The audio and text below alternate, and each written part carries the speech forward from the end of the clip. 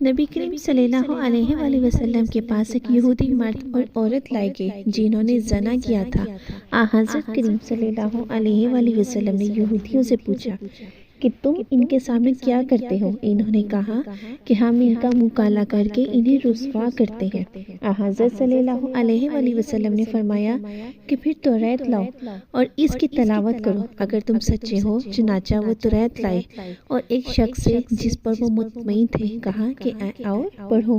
چنانچہ اس نے پڑھا اور جب اس کے ایک مقام پر پہنچا تو اس پر اپنا ہاتھ رکھ دیا۔ حضرت صلی اللہ علیہ وآلہ وسلم نے فرمایا کہ اپنا ہاتھ اٹھاؤ۔ جب اس نے اپنا ہاتھ اٹھایا تو اس میں آیت رجم بالکل واضح طور پر موجود تھی۔ اس نے کہا اے محمد، ان پر رجم کا حکم تو واقع ہے لیکن ہم اسے آپس میں چھپاتے ہیں۔ چنانچہ دونوں رجم کیے گئے۔ میں نے دیکھا کہ مرد عورت کو پتھر سے بچانے